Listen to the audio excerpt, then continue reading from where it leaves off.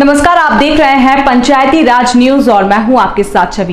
UltraTech मेहर cement works सरला नगर के संस्थान प्रमुख श्री राहुल सहगल जी एवं मानव संसाधन प्रमुख करुणेश पांडे के कुशल मार्गदर्शन में एवं सीएसआर विभाग प्रमुख विपिन सक्सेना के दिशा निर्देश में ग्राम पंचायत उमरी फिफरी में ग्राम पंचायत परिसर कृषक प्रशिक्षण शिविर का आयोजन किया गया, जिसके अंतर्गत छोटे किसानों को कम लागत में अधिक उपज एवं उन्नत बीजों का और ऑर्गेनिक खेती के बारे में विस्तार पूर्वक जानकारी कृषक प्रशिक्षण कार्यक्रम के माध्यम से उपलब्ध कराई गई।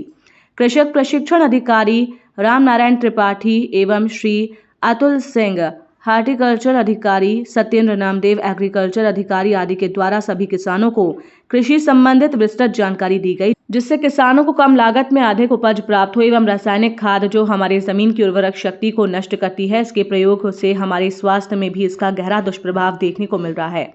रासायनिक खाद का प्रयोग न करने की जानकारी दी गई एवं इसकी जगह पर वर्मी खाद का प्रयोग करने पर विशेष आग्रह किया एवं खाद बनाने के तरीके की भी जानकारी दी गई। गवर्नमेंट द्वारा चलाई जा रही विभिन्न किसान मित्र योजनाओं के लाभ के बारे में समस्त जानकारी किसानों को दी गई, ताकि किसानों को अधिक से अधिक लाभ प्राप्त हो सके। इस कार्यक्रम में मुख्य अतिथि उमरी फिफरी के सरपंच नागेंद्र सिंह, सीएसआर विभाग प्रमुख विपिन सक्सेना जी थे। इस अवसर पर कृषि विभाग से अधिकारी राम नारायण त्रिपाठी, हार्टिकल्चर अधिकारी अतुल सिंह, एग्रीकल्चर अधिकारी सत्येंद्र नामदेव एवं ग्राम पंचायत उमरी उप सरपंच सुंदर लाल, मेहर सीमेंट से आकाश, सुरेश कुमार विश्वकर्मा, सीताराम कुशवाहा एवं ग्रामीण किसान आदि मौजूद रहे। कार्यक्रम को संबोधित करते हुए विपिन सक्सेना ने किसानों को बताया कि उन्नत कृषि संबंधित जानकारी के लिए एवं किसानों की मदद के लिए मेहर सीमेंट हमेशा प्रयासरत रहेगी। राखड़ डस्ट वो हमारे खेतों पे लगातार हम उसका उपयोग कर रहे हैं, तो कहीं ना कहीं वो हमारे जो जमीन की जल सोखने की क्षमता है, हमारे जो सूक्ष्म जीव है जमीन में, उस पे कहीं ना कहीं वो नुकसान कर रहा है, जिससे हमारी जमीनों में हार्डपन आ रहा है। पानी बरसता है या कि पानी हम मैनुअली देते हैं तो वो हमारे लेवल के नीचे जाता ही नहीं। जब पानी का सप्लाई नीचे की तरफ होनी चाहिए, जब हमारे कुछ दिन के बाद क्या होता है कि पानी की सप्लाई नीचे जाती है, फिर वो साइड में रन ऑफ होने लग जाता है, तो हमारी जमीनों की मॉइस्चर कैपेसिटी भी लगातार कम हो रही है। हम पानी लगा के देखते हैं, 2 दिन बाद हमारा खेत जो का तो सूखा हो जाता है। तो उसका कारण सिर्फ इतना है कि हमारी जमीनों में जो ऑर्गेनिक कार्बन है, जो कार्बनिक पदार्थ है, जैसे हमने कभी गोबर की खादों का उपयोग करना बंद कर दिया, जैविक खादों का उपयोग लगभग टोटल बंद कर दिया। हम खेत की कटाई करते हैं, उसमें हम आग लगा देते हैं। आग लगा देने का मतलब आप लोग अगर आग लगाते हैं तो बहुत ही गलत कर रहे हैं।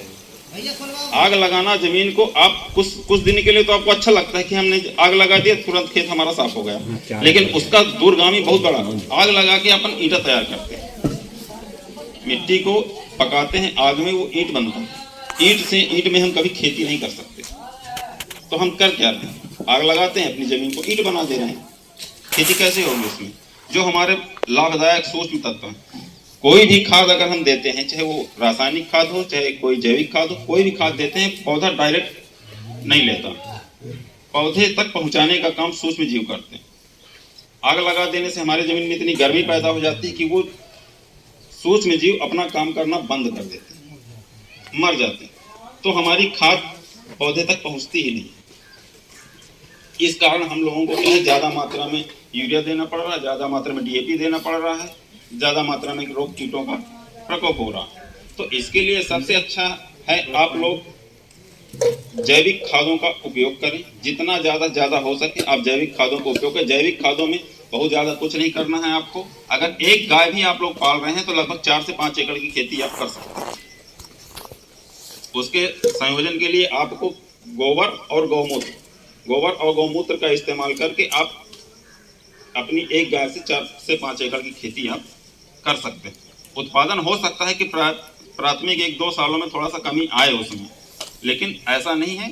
उत्पादन उसका निश्चित 100% बढ़ेगा। उत्पादन भी बढ़ता है, साथ में जो हमारे जमीन की उर्वरा शक्ति है वो काफ़ी इंक्रीज हो जाती है। रखा रहने दीजिए, 3 दिन के बाद उसको आप छान के आप खेत में स्प्रे करिए।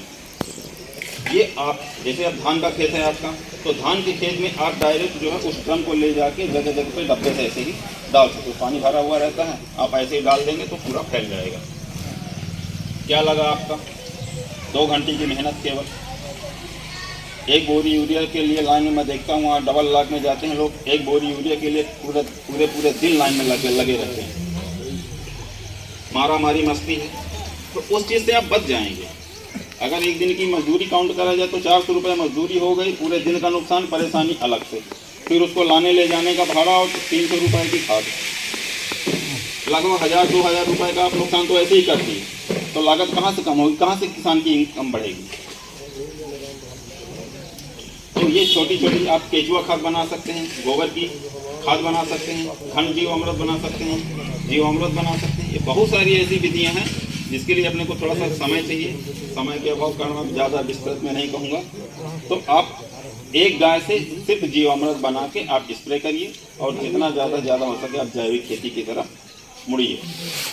जैविक खेती ही आपका एक अंतिम सोल्यूशन, आपका जैविक खेती है किसान की इनकम बढ़ाने का। किसान की, वरना आप इसी तरह रासायनिक खादों का, रासायनिक दवाइयों का इस्तेमाल कर करके आप अपनी इनकम को नहीं बढ़ा सकते।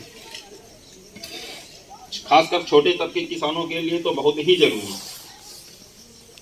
क्योंकि आप जितनी की आपकी इनकम नहीं, उससे ज़्यादा तो आप लागत लगा दे रहे हैं। लागत अगर इसी तरह बढ़ती जाएगी तो आप कहाँ से प्रगति कर पाएगा किसान।